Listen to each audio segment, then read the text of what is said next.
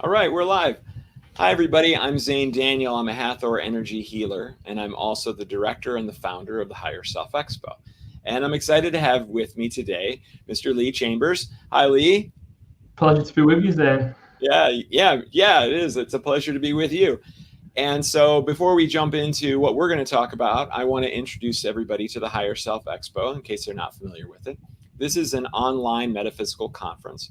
And this particular event, which is September 12th and 13th, a 2 day, about 8 hours a day event, has its own theme. And that theme is envisioning our 5D society. So not only are we bringing in healers that are going to help you get there, channels who are going to talk about it, an astrologist who's going to show you how and when and what it's going to look like when we get there, but we're also talking to people who are working hands-on to try to transform our society from its 3D fear-based mindset to a 4D and a 5D unconditional love-based mindset. And so I'm very pleased to have Lee here because he's one of those people that is working hands-on to make those sorts of changes. So Lee, why don't you tell us a bit about yourself?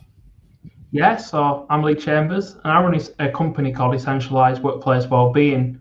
And while that sounds quite fluffy in element, a massive part of what we do is I'm an environmental psychologist. So we actually look at workplaces and workspaces and how the environmental interactions that people inside them have and how they affect their behaviors and their well-being. And ultimately, as we kind of look to the future, what we realize is that the current workplace and workspaces that we have are so effectively two-dimensional. They are almost flat. So often a concrete block, resources taken out of the earth and then splatted back on top in a fashion that's really designed around very old methodology of transport networks and ways that ultimately now are not conducive to a regenerative society that we're looking to build. So a large part of my work is looking and understanding how workspaces can start to envision the future, start to embrace natural biophilic elements into the design of offices, but how to integrate not only within the office, but where the office is located, future places, but also to understand that if you ask a person to draw a beautiful scene, nobody draws a skyscraper made of concrete and steel. They draw a natural landscape. And that disposition that we have, and if we're going to look to become additionally well and advance in that aspect in the future, our workplaces need to become intertwined with nature. The technology we have is amazing, but that needs to become hybrid with the natural elements that we can build into the future workplaces so people can go to work and become energized, can feel on frequency, and can actually utilize the energy that they have, not be in a box which drains them in every aspect. Right. Oh yeah, I know. I love this so much.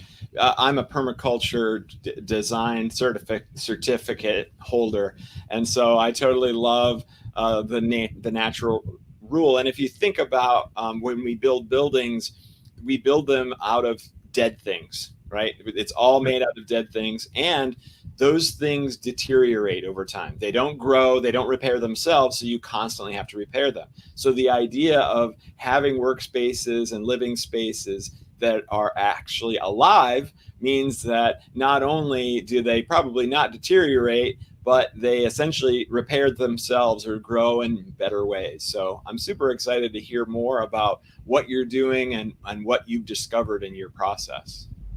Yeah, I mean, it's been a really interesting journey. And when you kind of understand that, a lot of the practitioners in similar fields to myself are looking at things in a very much narrow focused way on trying to make people change health behaviors now and make quite narrow changes. But the truth is, our well-being as human beings, our wellness actually is massively interconnected. It's not simple, but it is in essence to understand that these interconnected frameworks, we are a massive energy and a traveling massive energy at that. And the places we inhabit, the places we spend significant amounts of time, they ultimately affects us. And when we started to see and try to make this change towards looking at how can we build buildings that are regenerative for the people inside, but regenerate themselves, because there's no doubt about it, in recent times we have caused, with the way we've designed things, with the way we've lived, with the way we've used resources and abused resources, it's got to the point where we need to actually start looking at regeneration, because sustainability isn't going to get us moving in the direction we need to quick enough. Right. Okay, so great. So then what is it that your topic is going to be? I mean, it seems like you've kind of described it, but with our audience in mind, who are very excited by the metaphysical constructs, by energy healing and the things that they get out of a metaphysical conference, what is it that you're bringing to them that you're excited to do so? So I suppose the biggest interesting things that I can bring is I'll weave in my work in terms of workspace design and how that's changing, helping people start to envision a future. And they'll start to see some projects that are currently out in the press that are starting to step in that direction. I can expand on that a little bit. But what really gets me interested and what really connects me to the metaphysical community is the simple fact that inside these companies, these cultures, are nudging the leadership towards five-dimensional society. I am nudging spirituality, because so often, and I'm sure you'll have experienced this yourself, Zane, they find it difficult to alchemize spirituality within business. So often it just seems like an abstract concept, but in all truth, it's massively intertwined and interconnected. And unfortunately, most people work in a building which simply isn't going to allow them to access that energy, to vibrate on those frequencies, because the building is just a cold lump of dead material, as you said. There's no vibrance there. Right. Try to channel in those places. It feels like it's the furthest away from you could possibly be to really reap the benefits, which is why it's so interesting to open people's eyes. People who were like, "Whoa, no, this stuff, it's so out there," and you bring them all the way around. You gradually nudge them because they start to feel it, and it's amazing then, because I have now started to become a bit of a conduit for leadership people who also bring something spiritual with them. So I know a few different people who I now bring into businesses: leadership with tarot reading, leadership with channeling. It's amazing to just have that ability to open up those chinks, because the truth is there are people in businesses who align. There are people in businesses who are starting to shift those traditional mindsets, and there are people who've only got the smallest of gaps. But if you start to put something in that gap and get it to expand, they suddenly become so much more aware. Right.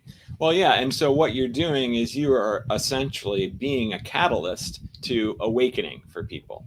And so that is an incredible value, and what we need more and more and more. And the more people you awaken and catalyze into this possibility, the more people that show up in these metaphysical events and metaphysical experiences, and the more they awaken and the more that they shift to a place of unconditional love as opposed to fear, which is the process of getting us to a fifth dimensional society. So it's absolutely fantastic. Okay, so where could people go to find out more about you, and what would they find when they went there? So if people went to my websites, essentialize.co.uk or leechambers.org, you would start to get more of an understanding of me as a person and some of the work that I do. And what's interesting is I'm on all social platforms, but I'm not massively active, because for me, some of my work is really underground. It's in those boardrooms where the touch points are so rare. But if I get into those are the places where workplace cultures are created. And if I can get into these places where thousands of people then get touched from that leadership, that suddenly opens up so much more chance for for me to be a conduit, and then those leaders to be conduits within their organizations. And if people went there, they would see my blog. And a lot of it is around looking at spirituality, weaving within business, love within leadership, presence, and self-awareness. And that's a massive part of my work. It's because, again, I went through my own spiritual awakening when I lost the ability to walk, and that was a lovely cosmic 2x4, effectively, where I was really hit. And yeah, in a lot of ways, I now share that story very often, that you don't need to have a crisis hit you to start to wake up. Right, exactly. Yeah, I couldn't say it better myself. Thank you so much for being here. I would like to encourage everybody to sign up at thehigherselfexpo.com so you can get on our mailing list and find out all about our speakers. And I would love it if people jumped over to our YouTube channel. It's youtube.com/higherselfexpo.